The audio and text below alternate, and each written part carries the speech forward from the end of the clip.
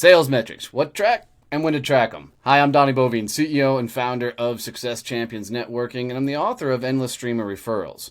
Welcome to Growth Mode, a sales and business development training program for business owners and salespeople. As always, I'm joined by Kevin Snow, a sales and automation tactician and genius.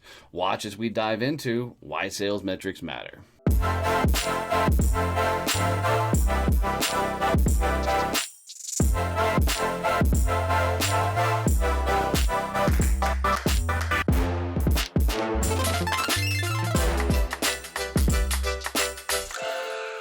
All right, Kevin, how are we doing this today? How are we talking about sales metrics? How are we diving in? So over the last couple episodes, we've been talking about how to scale your sales program and whether it's really a science or an art. And I won that conversation. We all agreed that it is definitely a science. So if you guys didn't listen to the last episode, you need to go watch that one because I beat the snot out of Kevin for almost 20 minutes. So this week we're going to talk more about the science and specifically what metrics you need to track so you know if your sales program is healthy and how to effectively track them. So I like this. I mean, I have three main things that I track, and I want to explore and dive into those. But I'm really curious, since you're such more the tactician of it than I am, what things do you think really matter for a small business owner or a salesperson to be tracking in their world? So it really depends on the maturity of the company. So if it is a brand new company, we start off really basic for them. Number of leads coming in, where the leads are coming from, and the closing percentage. And the reason we start out really simple when I'm helping a new program get going is because if you track too much, you get too sucked into the numbers, which is going to be a future episode, and you're not actually able to do anything with them. Yeah. So those are the big three starting off. You need to know how many leads you have coming in, where they're coming from, and what percentage of them you're closing. Cool. I like that. I think those are on the back end of what you should be tracking. I like looking way out front and the activities that get you to those. So, which is just an interesting perspective. So I love that you're looking at the results of activity. Now I want to talk about what activities that you're doing to get those said results. So for me, if I'm looking at a solopreneur, entrepreneur that's just starting out and getting things rocking and rolling, they need to be tracking number of referrals they're giving. They need to be tracking number of virtual coffees or real life coffees that they're doing. And they need to be tracking the number of referrals coming in, right? I think those three things are huge indicators of you're doing the right activities out there. If you're a salesperson and you're working for somebody else, you need to be specifically tracking the number of new conversations you're having on a weekly basis. You need to be looking at your other activities. You know, what's your number of outreaches, what's your number of calls, what's your number of your specific activities that are getting you to have those leads conversations coming in. So it's kind of a fun perspective to see it from both sides of the table. I think a lot of salespeople can tweak and adjust and everything as they're going through the process. I think where most salespeople suck is actually the business development stuff out front to get things coming and happening in their business. So when people are actively out trying to grow their company, and where most sales training, I think, fucks everything up, is most sales training is focused on what happens in the sales call. They don't ever teach what's the shit that you got to do to get into the sales call. So I think, talking to your point, Kevin, on stages and where people are at, if they're up and coming or their business is struggling, then don't worry about closing ratios and the likes. Worry about how do I get into more scenarios where I can close. Does that make sense? Yes. And when I was doing the corporate sales, I could tell you exactly how many reach outs I had to do to get a new appointment, how many new appointments I needed to hit quota for the month. And I could tell you all that because I tracked it. it can get really overwhelming though for people to have all that stuff they can track that they need to track, and then trying to figure out, all right, so what is the correlation between them? And that's really the big piece when you have all this data, is you need to understand what's impacting what and be able to not just use one little piece of data.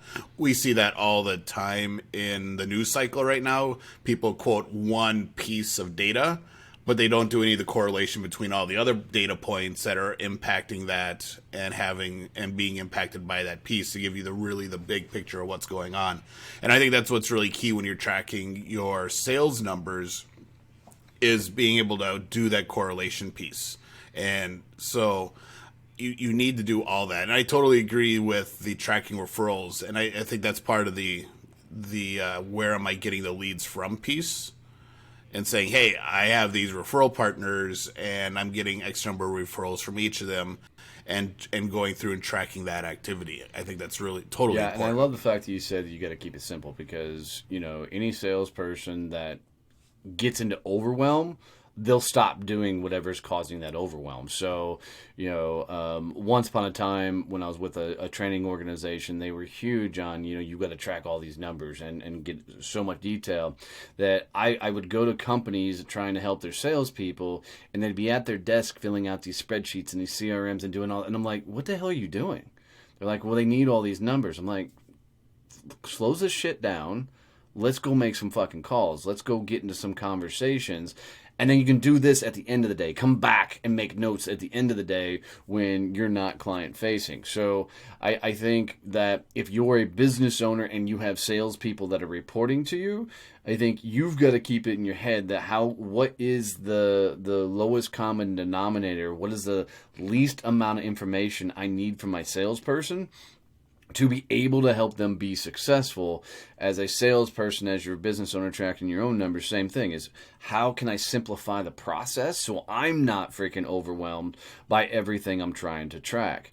And so it doesn't, get me all up in my head, because a non-producing salesperson looking at a shit ton of numbers, they will deflate when they start seeing how bad their closing ratios are. They'll start deflating when they see their lack of production and activity. So the numbers are there to actually help motivate that individual and keep them rocking and moving forward.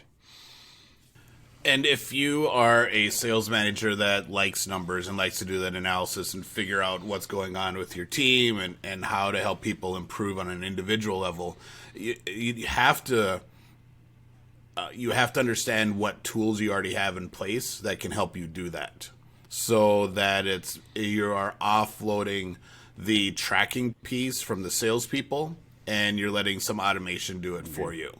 I always loved it when I'd go in and be working with sales teams and the manager would be having them fill out these reports, and I would be like, but your CRM already has all this info. Why aren't you pulling the report instead of making your sales team fill out this extra form? Dumbass. So it's really understanding, hey, what are the tools I have? Because that's what CRMs and marketing automation tools are for, is to pull this data so that your team doesn't have to do absolutely. It for you. And I think everybody has to be cognizant of, you can only really measure about 3 things at a time, and still be driven by the measurements. I mean, that's why I always tell people that are employing networking as part of their overall business development strategy. That's why it's virtual coffees. That's why it's referrals you give and referrals you receive, because those are huge indicators of the right activities in your business. I mean, I always look at it this way. If you're not getting referrals in your business, it's either one of 2 things. You're either an asshole or you're not asking for them. Right? That's it. It really comes down to that. So by tracking and looking for, and what you measure comes back to you, right? What you measure, you can fix. What you measure, you can grow. What you put the systems and processes in place, you can figure them out and make them better and be able to do more with them. So go ahead. I was just going to say, as a business owner, that tracking the activities and where the prospects are coming from is really key. That's one of the things that I would always ask business owners. All right, so where are you getting your leads from? Where are you getting your new clients? And most of them can't tell you. They don't know how, if they're a brick and mortar store, they don't know where their walk-ins are coming from. They don't know what's generating that traffic into their store. If they are service-based, they don't know how their sales team is filling their pipeline. And so they don't, that information's key for a business owner to figure out spending. And, if you're doing any type of promotional spending, sponsorships, advertising, any of that, if you don't know what it's generating, you're just throwing money out hoping Well, and I it think in works. addition to that is a lot of business owners, they find themselves in that situation because they don't know how to measure their own stuff, that they don't know what to measure in their salespeople. So I think this is a universal thing that you can't put metrics on somebody if you don't put the metrics on yourself first. And it used to always be that if someone called, you had to have the person answering, all right, so how did you hear about us? It had to be that piece, or the salesperson had to enter something on the order. But now with the digital marketing and all the automation tools, it's really easy to track if you're doing any type of digital ad spend or digital marketing, whether it be social media, posting, actual Google AdWords or whatnot. You can actually track all that as it comes in. The old school stuff still works, and I agree, right? Because recently you just had one where we thought, a lead for you came in from the podcast, and it actually came in from emails to the Badass Business, which was really kind of interesting. So it goes back to the metrics and all this stuff, guys. It's got to be fun. You got to have fun with it. Don't get caught up in your head about the science of it, and get very much focused on how do I enjoy this process? How do I make this fun? How do I embrace it? So I think the biggest thing, guys, is you got to have metrics in your business. You got to know what's working. Pick 3 hardcore metrics and make those the metrics that you measure everything by, and then you can grow into other things. And as always, guys, if you got any tips, tricks, benefits out of this episode, do us a favor, make sure you're subscribed and help somebody else get them subscribed or follow the show. Love you, mean it. See you, bye.